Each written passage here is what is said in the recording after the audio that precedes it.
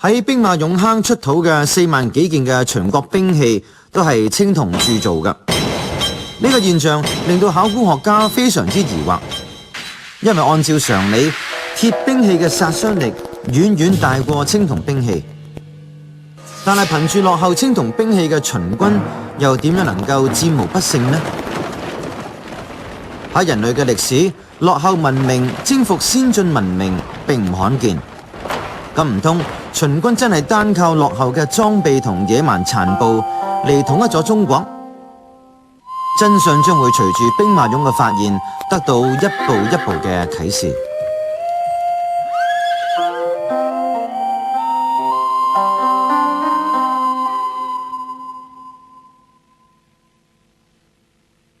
喺1974年，由秦始皇兵馬俑坑所發現嘅兵器研究，令我哋逐漸睇到司馬遷未曾記錄有關秦軍好少人知道嘅一面。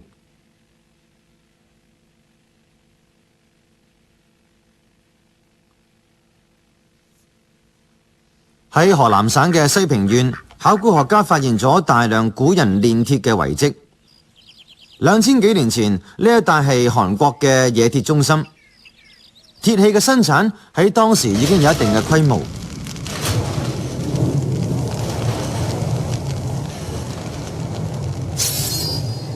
喺河北易縣出土嘅呢把燕國鐵劍，劍鋒部分嘅硬度已經等同今日嘅高碳鋼。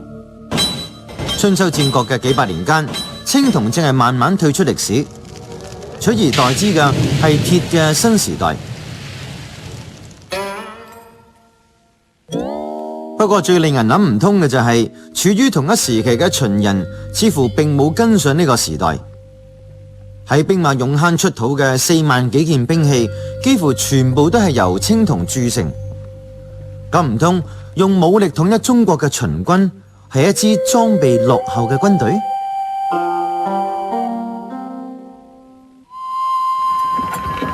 司馬遷喺《史記》裏面就記錄咗一件著名嘅刺殺事件。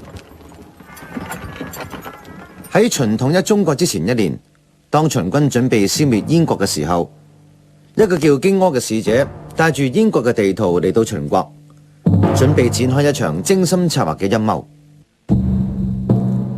佢表面獻圖投降，咁其實真正嘅目的係想刺殺秦始皇。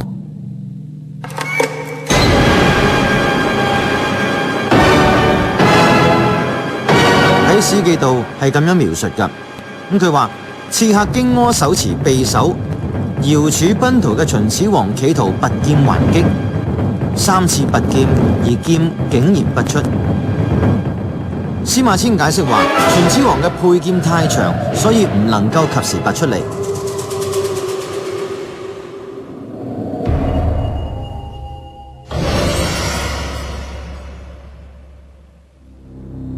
不過，一般嘅青銅劍都係短劍嚟㗎，主要原因係青銅材料容易折斷，所以冇辦法做到長劍。就算係春秋戰國時期最負盛名嘅越王勾踐劍，全長都只不過係55.6厘米，而且青銅劍普遍都係闊同埋短嘅，60厘米長似乎已經係極限。呢種長度嘅佩劍隨手都可以拔出嚟，咁秦始皇又點可能因為劍太長而拔唔出呢？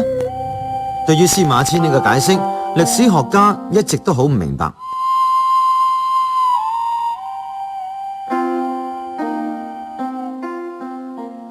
直到1974年，考古人員喺兵馬俑坑嘅泥土裏面發現咗一把令佢哋震驚嘅青銅劍。呢把劍嘅長度竟然超過91厘米。原來秦人當時已經可以製造出咁長嘅青銅劍，可以推測當年秦始皇佩戴嘅極有可能就係呢種加長咗嘅青銅劍。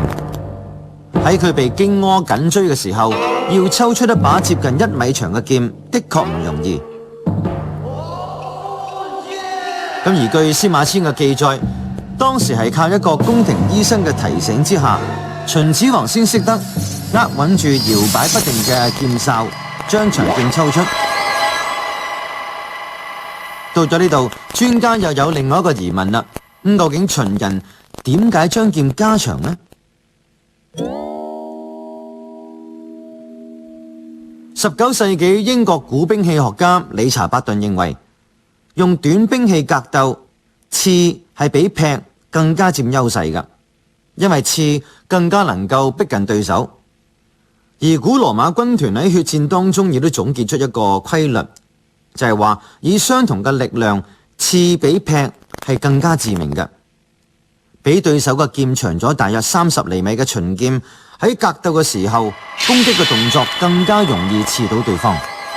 呢個好可能就係秦劍加長嘅主要原因。但係青銅劍咁脆弱，秦人又用乜嘢方法令到長劍唔會咁易折斷呢？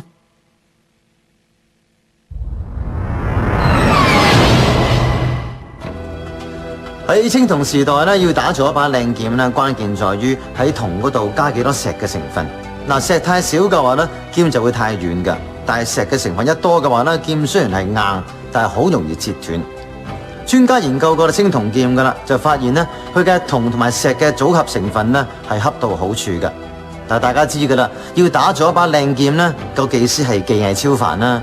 但係秦國100萬大軍，每一把劍都咁精確嘅話咧，一啲都唔簡單㗎。更加令人着迷嘅地方就係秦劍奇特嘅外形。關於秦劍，考古學家袁仲一教授仔細研究咗秦劍奇特嘅形狀變化。秦劍是有階段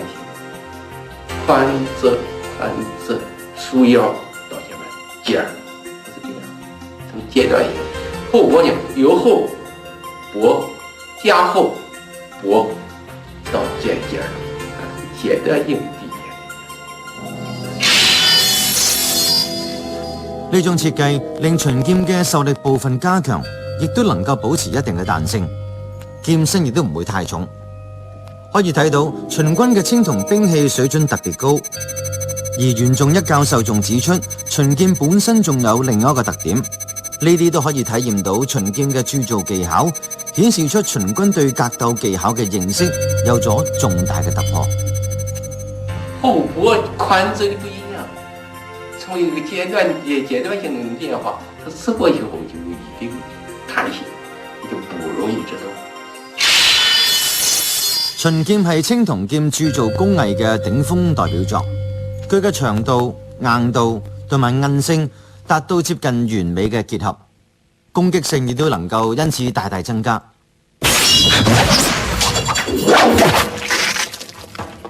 根據司馬遷嘅記載，秦始皇只係用劍一擊，就令刺客荊軻倒地不起，燕國亦跟住滅亡。喺